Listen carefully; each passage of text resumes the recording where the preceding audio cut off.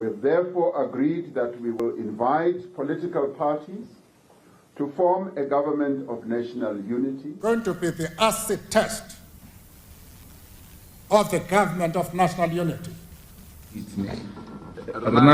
Mandela. Particularly Everything about them is at variance with ourselves. Why would we choose the DA? let's approach this. You and Ruth actually did an enormous amount to get the Constitution and this new Government of National Unity into existence. We are.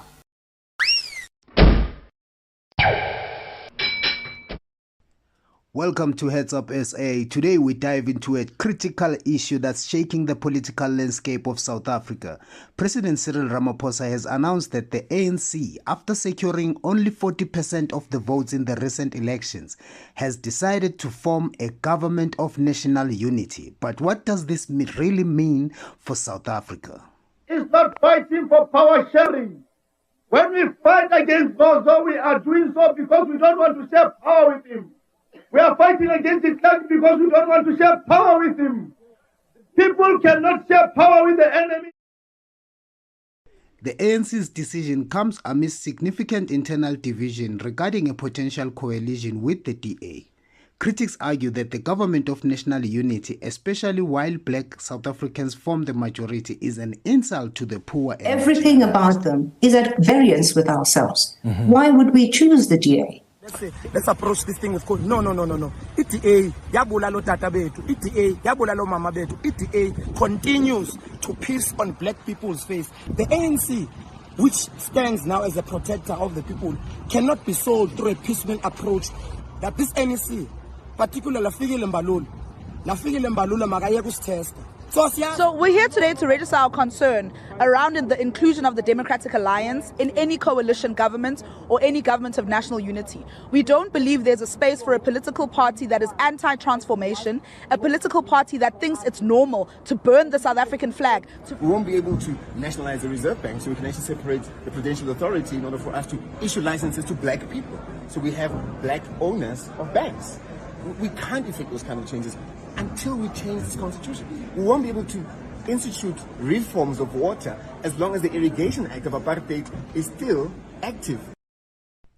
To understand the gravity of this decision, we must look back to '94. The concept of a government of national unity isn't new. It was a resolution born out of negotiations during the end of apartheid. Critics argue that this arrangement has been a tool to maintain economic disparities and keep black people or black South Africans in poverty. You with Ruth Meyer, was this taken during CODESA? Yes, it was.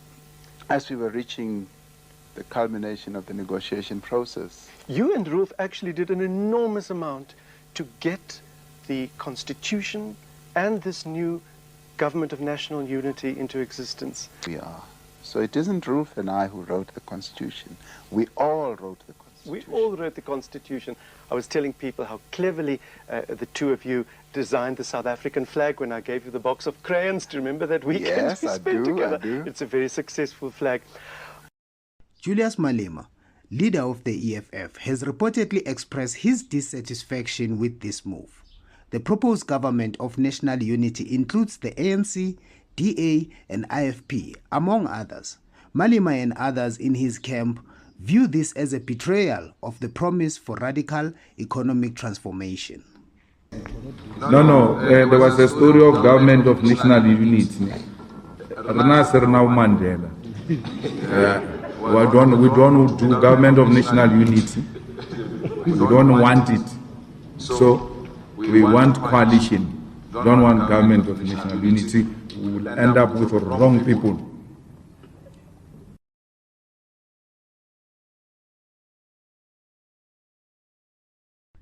What does this mean for the future of South Africa? Will this government of national unity bridge the divides or deepen the existing inequalities? And what about the potential ANC-EFF-MK party coalition that promised radical economic transformation? The decision for a government of national unity is not just a political maneuver, it's a reflection of deeper issues within South Africa. As we move forward, it's crucial to stay informed and engaged. This is Heads Up SA, bringing you the stories that matter. Don't forget to subscribe, hit the like button and share the video. Thank you for watching.